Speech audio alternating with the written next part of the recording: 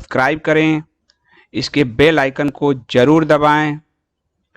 Join button के जरिए आप इसकी सदस्यता जरूर लें और यदि इसका कंटेंट आपको गुणवत्तापूर्ण लगता है तो आप 100 रुपीज़ पर मंथ का सब्सक्रिप्शन जरूर पे करें।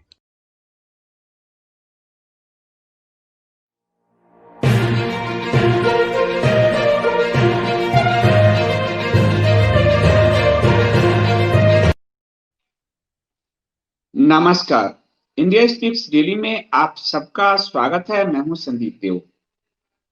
ये जो सीरीज चल रहा है फेक नैरेटिव्स पर, गेम ऑफ फेक नैरेटिव्स, शायद कम लोगों को ये समझ में आ रहा हो, इस वजह से काफी कम लोग इसको देखते हैं।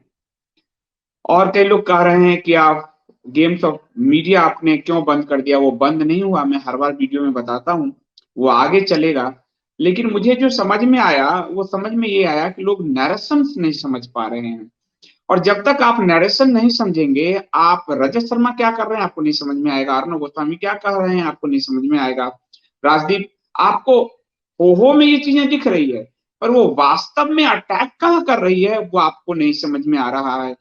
बहुत सारे लोगों को आप जिसको लव जे कहते हैं, वो किस तरह से कल्चरल वॉर हो रहा है उसके बारे में नहीं पता चल रहा है। किस तरह से जो मीडियम्स हैं, ओटीटी है, सिनेमा है, आर्ट है, पुस्तक है, कैसे मीडियम्स पे कब्जा किया जा रहा है आप नहीं समझ पा रहे हैं। सिंपल सपाट चीजें जो है, जो सब अपना दिखा रहे हैं, वो समझ के देखना है, निकल जाना है। पर मेरा काम है कि जन शिक्षण करना, और मैं इसलिए मीडिया वाले सीरीज को अभी रोक कर आपको फेक नैरेटिव्स पे मैं आपको लगातार जोर दे रहा हूं, और वो लेटेस्ट घटना से उठा रहा हूं ताकि आपको जल्दी समझ में आए। फेक नैरेटिव्स का आज ये चौथा एपिसोड है और इसमें हम ले रहे हैं नेटफ्लिक्स को। नेटफ्लिक्स पर अभी एक वेब सीरीज आई है, उस वेब सीरीज का नाम है the suitable boy.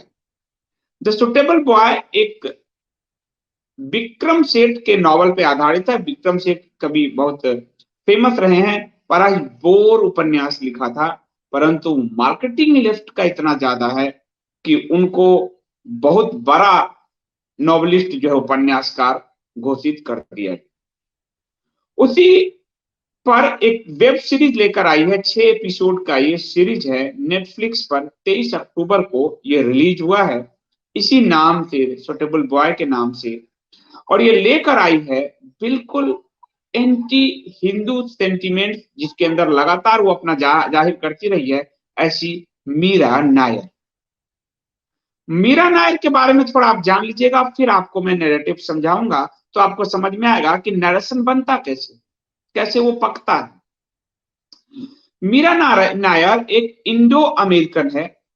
Meera Nair का जन्म जो है उड़ीसा के राउरकेला में हुआ, परंतु मीरा नायर की सारी शिक्षा दीक्षा जो है क्रिश्चियन मिशनरीज स्कूल में हुई। तो सोशलाइजेशन का जो पहला पार्ट है, वहां से ही हिंदू रूट कट गया। ठीक है, मैं इसलिए रूट से समझा रहा हूं, सिर्फ फिल्म में ये दृश्य दिखा रहा है वो बताऊंगा आपको, पर उस रूट को समझना ज्यादा जरूरी है। तो मीरा नायर जो है, उसकी जो पहली शिक्षा दीक्षा थी वो क्रिश्चियन मिशनरी स्कूल में हुई। उसके बाद जब वो ग्रेजुएशन करने के लिए आई तो दिल्ली यूनिवर्सिटी के मेरेंडा हाउस में पहुंची। मेरेंडा हाउस लेफ्ट बास्ट पूरा कॉलेज लड़कियों का है, पर लेफ्टिज्म उसके यहाँ वहां बहुत ज्यादा है। और पहला क्रिश्चियन मिशनरी से उसका एजुकेशन, दूसरा लेफ्ट में उसका एजुकेशन, और तीसरा उसने सब्जेक्ट वही चुना जो मैं बार बार कहता हूं, जहां से मैं आया हूं, सोशियोलॉजी, जो पूरी तरह से लेफ्ट बास्ट। तो सोशलाइजेशन का पूरा प्रोसेस जो है उसका शुरू हुआ मिशनरी से होते हुए लेफ्ट तक वो आती है। उसके बाद 77 में वो एक क्रिश्चियन से शादी करती है और उसका नाम है मिच एप्स्टेन। तो सोशलाइजेशन का जो दूसरा पार्ट गृहस्थी है, वहां भी उसके पास हिंदू रूट उसका कट गया और 87 में उससे उसका तलाक हो जाता है। और उसके बाद वो एक हेरिटेज से शादी करती है, उसका नाम है महमूद ममदानी। यहां सोशलाइजेशन का दूसरा पार्ट शुरू होता है उसका, और वो एक हरे कम्युनिटी में जाती है, महमूद ममदानी। और महमूद ममदानी मीरा नायर का जो पुत्र जन्म लेता है, यहां से आपको आप समझ में आएगा लफ्जे कि पुत्र का नाम भी ममदानी के ही कम्युनिटी से आता है। मीरा नायर का अपना कम्युनिटी गायब हो गया, अपने एजुकेशन से लेके जो फर्स्ट पति तक था वो कम्युनिटी भी गायब हो गया, और जो डोमिनेट करता है कम्युनिटी, हरा कम्युनिटी, उस हरे पंचमक्कार से वो उसका जो पुत्र है जोहरान ममदानी, वो उसी नाम के साथ आगे बढ़ती है। जैसे आपने तबलीन सिंह का देखा, और वो 2020 में अभी शायद न्यूयॉर्क से कुछ वो चुना भी शायद गया है डेमोक्रेट पार्टी से, तो डेमोक्रेट फिर से लेफ्टिज्म।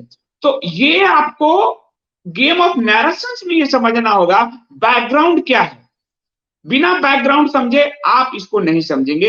तो गेम ऑफ नैरेशंस के पीछे पहला सुटेबल बॉय उपन्यास ये 1951 में भारत विभाजन के बाद की पृष्ठभूमि पे जो बनी है, उसमें भी वही तड़का लगाया है कि हरा जो है भगवा से, हरा लड़का भगवा लड़की से प्यार दिखाने की कोशिश है।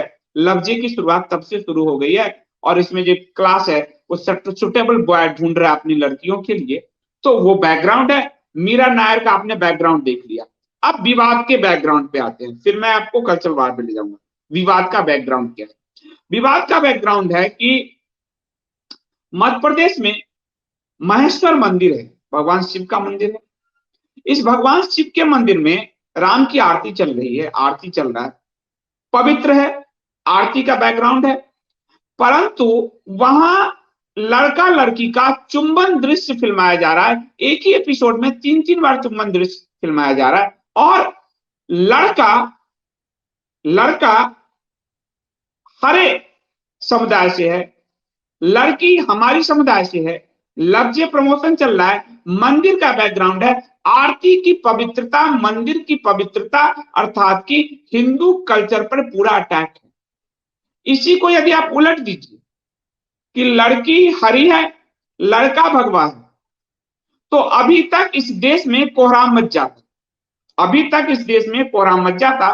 परंतु यहां लड़का, इसी को अगर हम उलट दें, ऐसे उलट दें, सुटेबल बॉय कर दें ऐसे, तो अभी तक इस देश में कोहराम मच जाता, कितने सैबलो हारदे होते, पता नहीं क्या क्या हो जाता। ये हम उलट रहे हैं। लेकिन उसने जो लफ्जे को प्रमोट किया है, और लफ्जे से ज्यादा हमारे मंदिर की ये जो कल्चर है हरे हरे का, वो बहुत ही पवित्र, शांति प्रिय, बड़ा ही ग्लोरीफाइड कल्चर उसको दिखाया जा रहा है। वो धकेलता है आपकी पूरी पीढ़ी को, पूरी युवा पीढ़ी को, पूरी खासकर लड़कियों को उसकी तरफ, कि तुम्हारे यहाँ छिछोड़ापन है, हमारे यहाँ एक कल्चर, एक संस्कार। नास्तिक फिल्म भी जावेद सलीम जावेद उस समय दौड़ के थे। दीवार आपको याद होगा, दीवार में आपको वो मंदिर की सीढ़ियां नहीं चढ़ता, नास्तिक है। पर नास्तिक आदमी 786 के बिल्ले में आस्था रखता है, क्योंकि 786 हरे हरे हरियाली वाली खेत से आती है, इसलिए 786 में उसकी आस्था है। दिखाया उसको नास्तिक सिर्फ मंदिर के लिए। यानी ये जो 70 के दशक से और सुटेबल हुआ है, तो 1951 में आया। भारत का विभाजन का जो बैकड्रॉप है, उस बैकड्रॉप में जो लोग विभाजन जिन्होंने मांगा, भारत के टुकड़े करने की के लिए वोट किया 1946 में और विभाजन मांगा, उसको ग्लोरीफाई करने का प्रयास 47 से ही लगातार चला रहा है कि वो एक कल्चर्ड लोग हैं, और ये इसलिए विभाजन मांगा क्योंकि ये हिंदू सनातनी अनकल्चर्ड है। इसलिए जवाहरलाल नेहरू कहते थे कि वो गलती से हिंदू परिवार में पैदा हो गए हैं, गलती से, अनकल्चर्ड। और इसलिए महात्मा गांधी ने हमारी भक्ति के की जो हमारा जो भजन था, ईश्वर अल्लाह तेरो नाम, उसको वो छेपक करते हैं, तोड़ते हैं। ईश्वर, वो पूरा भजन को वो डिस्ट्रॉय करते।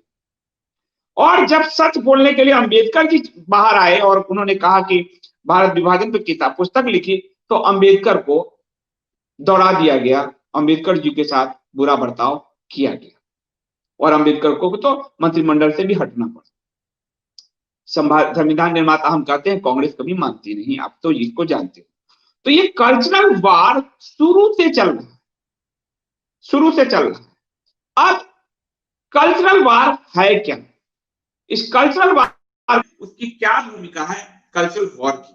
और जब तक आप उसको नहीं समझेंगे, आपको लगेगा ये तो एक दृश्य है, क्यों इस पे वितंडा करना। मंदिर में नहीं जाता अमिताभ बच्चन तो ताली पीटते हैं। 786 का हमारे हिंदू भी बिल्ला लिए घूमते थे। भोपू बजाता है बीरू, तो अब चाचा के बेटे की लाश पड़ी है तो हम गमगीन होकर आंसू बहाते। हम नहीं जानते हम किस ट्रैप में फंस रहे हैं। मीरा नायर ने नेटफ्लिक्स के जरिए यही किया है। यहां बैकड्रॉप में आपको और समझा कि नेटफ्लिक्स जो है दुनिया में जो ओटीटी के प्लेटफॉर्म हैं वो सारी वो बड़ी कंपनियां, बड़े कॉर्पोरेट शामिल हैं जो हिंदू कल्चर को डिस्ट्रॉय करना चाहते हैं। तो मैं आपको कल्चरल वॉर समझा रहा हूं। इस बारे में अमेरिका ने बहुत रिसर्च किया और विक्रम सूद ने अभी जो एक पुस्तक लिखी है द अल्टीमेट गोल, वो पुस्तक आप लोगों को पढ़ना चाहिए कि अल्टीमेट गोल क्या है। अल्टीमेट गोल क्या है, एक रॉ के पूर्व प्रमुख लिख रहे हैं। आप समझिए कि कितने रिसर्च से लिखा गया होगा कि अल्टीमेट गोल आखिर है क्या। अल्टीमेट गोल है आपको डिस्ट्रॉय करना और पूरा फेक नैरेशन से आपको डिस्ट्रॉय करना। कभी इकोनॉमी वॉर, गोली बंदूक चलाए बिना आपको नष्ट करना, ये अल्टीमेट गोल है। ये कर कौन रहा है? ये नेटफ्लिक्स कर रहा है, मीडिया कर रही है, हमारा सिनेमा उद्योग कर रहा है, आर्ट कर रहा है, कल्चर फेस्टिवल चल रहे हैं, बुक फेयर्स चल रहे हैं, संगीत कंसर्ट जो चलते हैं। आपके मन में गुलाम अली, फारिदा खानम, इन सब की जो छवि कैसे बनी? तो सलमान खान को आप देखिए कि आतिफ असलम को लेकर आता है और यहाँ के सोनू निगम को गायब कर देता है, कुमार सानू गायब हो जाते हैं, उदित नारायण गायब हो जाते हैं, सारे जितने भी गायक उनको खत्म करते हैं। राहत फतेह अली खान आते हैं, नुसरत फतेह अली खान आते हैं। तो संगीत कंसर्ट इसकी बड़ी भूमिका होती है। तो कल्चरल कोल्ड वॉर, इसको नाम दिया है विक्रम सूद ने, दो टर्मिनोलॉजी यूज किया। एक है कल्चरल प्रोपोगंडा।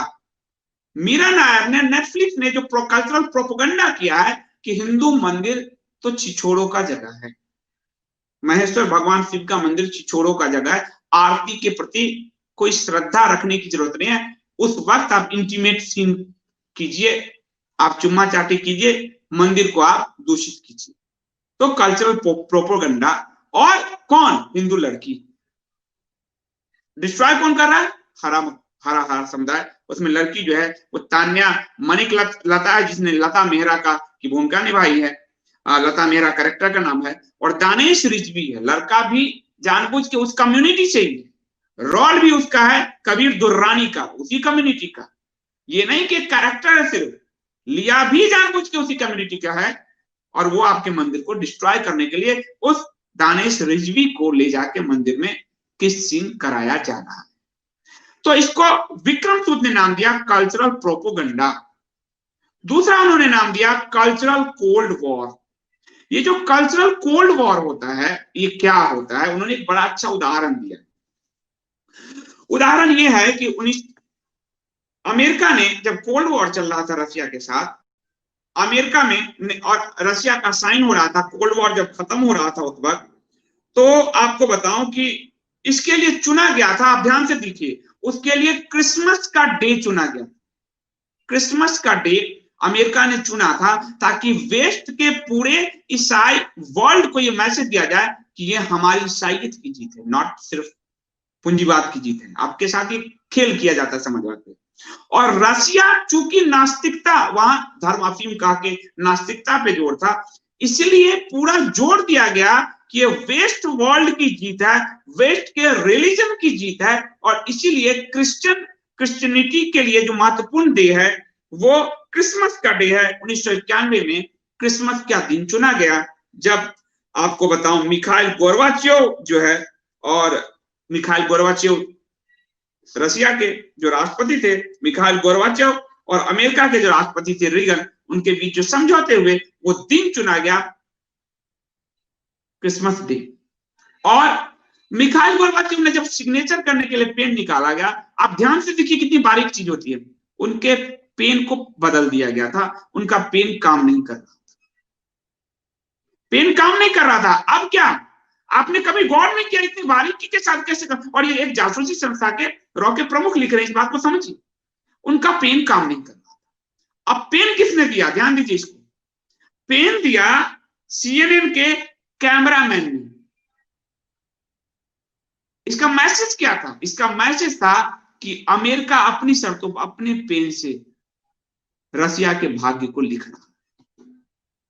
ये है कल्चरल कोल्ड वॉर, ये है कल्चरल प्रोपोगंडा कि अमेरिका अपने पेन से रसिया के भाग्य को लिख रहा है। किस दिन लिख रहा है? क्रिसमस वाले दिन लिख रहा है। क्रिसमस वाले दिन वेस्ट के रिलीजन की जीत हुई और हम यहां मंदिर में चुमन दृश्य को कहेंगे ये क्या है? हम कहते हैं ना हम ये क्या है, इसे हो गया तो क्या हो गया। हमारे यहां तो ये वाली स्थिति है लोगों की कि है तो चलता है।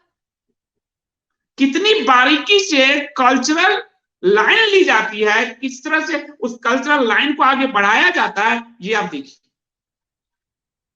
और आप इसको नहीं समझ पाएंगे क्योंकि हम और आपको समझाया नहीं। तो वो लिखते हैं आपको कि कल्चरल प्रोपेगेंडा में काम क्या क्या आता है, आप ध्यान से सुनिए।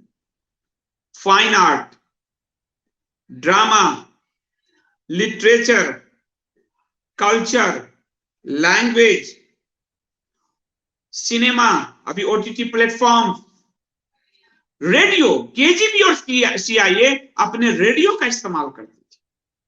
रेडियो, और इस सब का मोटिव क्या होता है?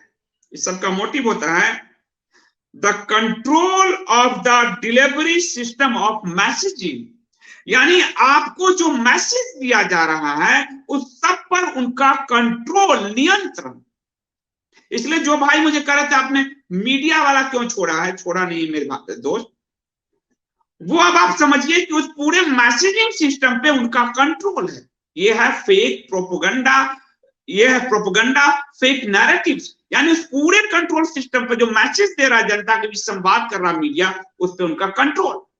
सिनेमा पे उनका कंट्रोल, सलीम जावेद का कंट्रोल, शाहरुख, आमिर, सलमान का कंट्रोल। ध्यान दीजिए इस बात को। आतिफ असलम का कंट्रोल, अरिजीत सिंह को बाहर करो, उदित नारायण को बाहर करो, उनका कंट्रोल। उस कल्चर को जो हमारा हरा पड़ोसी है उसको यहां पर उसकी मार्केटिंग, ग्लोबल मार्केटिंग, ताकि हम जो लड़कियां हैं, हमारे जो लोग हैं, वो उसकी तरफ आकर्षित हो, कच्चे मन से उसकी तरफ आकर्षित हो। और आपने देखा है कि हमारे मंदिर में वो चुंबन का दृश्य फिल्मा रहे हैं। तो ये कल्चरल डोमिनेंस के लिए ये किया जा रहा है कि हिंदू कल्चर छिछोड़ा कल्चर है। मंदिर में भी लड़की इंटीमेट सीन देती है, हिंदू लड़की, हिंदू महिलाएं छिछोड़ी है, उसको कोई भी। और ये बहुत ही संगठित तरीके से, कैरेक्टर ही नहीं लिया, कलाकार भी उसी वर्ग से लिया है, संगठित तरीके से इनको डिस्ट्रॉय कर सकता है। पर इसको पलट के आप देखेंगे तो आपके यहां बवाल मच जाएगा, हिंसा हो जाएगी। The control of the messaging system, ये कल्चरल कोल्ड वॉर है, ये कल्चरल प्रोपेगेंडा को फैलाने का एक तरीका है। तनिष्क का विज्ञापन, जब तनिष्क का आपने देखा तो उसका मार्केटिंग हेड कौन था? हरा टिड्डा था। क्या दिखाया उसने? दिखाया कि जिनके घर से सूटकेस में बंद लड़कियां निकलती है वो तो गोद भराई के लिए, वाह वाह, अपनी बहू को इतना, उसकी गोद भराई के लिए, उसकी कल्चर को निभाने के लिए आ गए। और सच क्या है? सूटकेस में बंद निकलती है। टीना डाबी को आप देखिए, बड़ा उसका प्रोपेगेंडा हुआ था, राहुल गांधी ने प्रोपेगेंडा फैलाया था सबने शाह फैजल के साथ। आज वो तलाक ले रही है, आज वो नौकरशाह है इसलिए बच गई। आपने निकिता का देख लिया, हरियाणा की। तो यहां आपको मैंने समझाया कि वो मीरा नायर क्या बचपन से सोशलाइजेशन इसलिए समझाया। हमारी और आपकी क्या गलती है कि बचपन से अपनी बेटे बेटियों को वो सोशलाइजेशन नहीं। सर्वे हुआ, उस सर्वे में पूछा गया हर एक कम्युनिटी से, 85% हरा कम्युनिटी अपनी पुस्तकों, अपना जो उसका पवित्र पुस्तक उसको पढ़ता है। हमारा जो सफेद कम्युनिटी वो 55%, 60% अपनी किताबों को पढ़ते हैं। पर हिंदू से पूछा गया तो 10-11% भी नहीं है जो रामायण, महाभारत, गीता, पुराण पढ़ते। माइनस में। जब आपको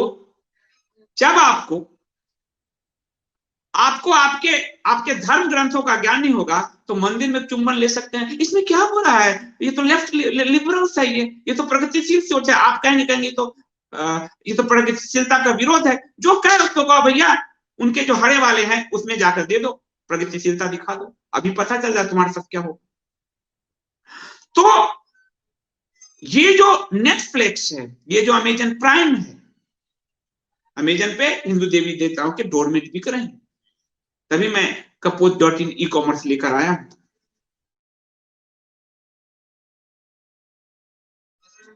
ये जो लोग हैं जो जानबूझकर एक प्रोपेगेंडा के तहत हिंदू कल्चर को डिस्ट्रॉय करने की कोशिश कर रहे हैं।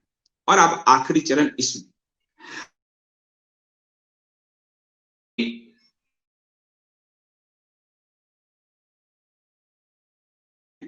नरोत्तम मिश्रा जी, मध्य प्रदेश के गृह मंत्री नरोत्तम जी ने कहा कि हम वेब सीरीज सुटेबल बॉय पर कानूनी कार्रवाई करेंगे। उन्होंने कह दिया पर वो नहीं कर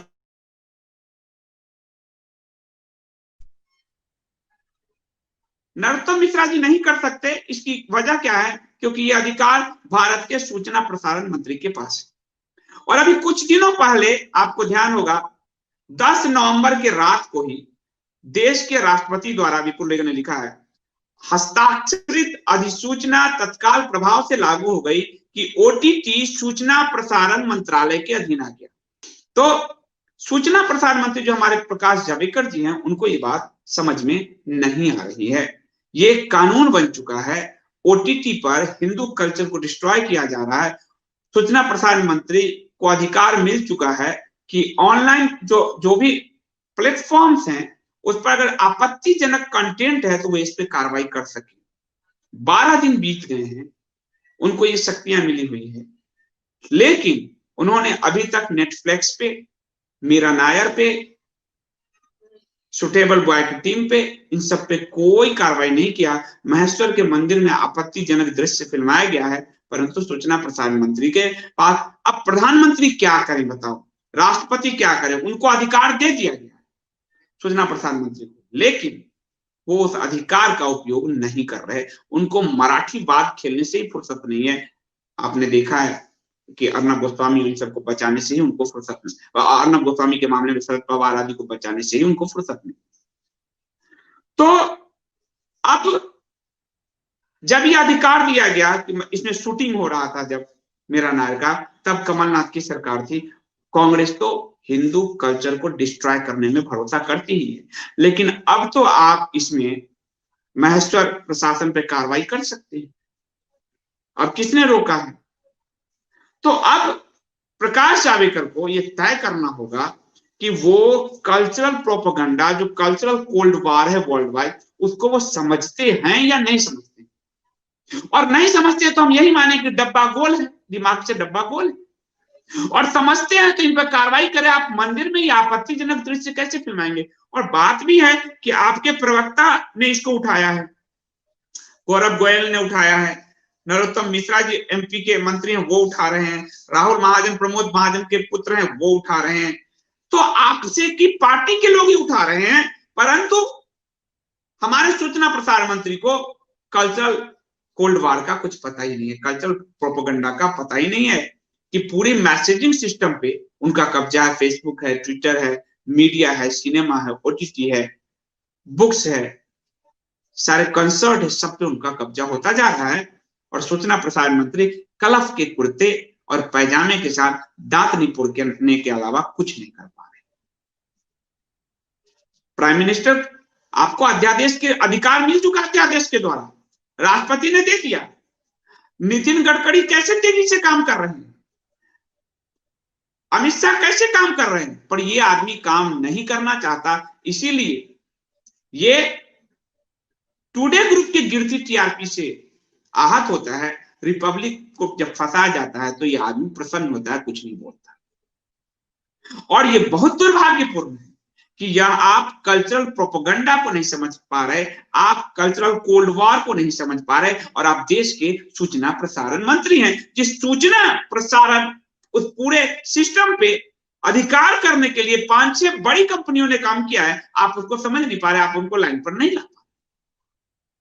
तो विक्रम सूची की ने जो लिखा है बहुत ही अच्छा लिखा है इस पे, और बहुत ही सुटेबल लिखा है कि गोरबाचेव जो है उसको अमेरिका जब पेन देता है तो अमेरिका ये पूरी दुनिया को ये मैसेज देता है कि रूस का भाग्य हम लिख रहे हैं, रूस का भाग्य हम लिख रहे हैं। यहां लोग किसी से पेन मांग के झाड़ते हुए कर देते हैं, वो नहीं समझते इसके पीछे भी कोई अवधारणा काम करती है।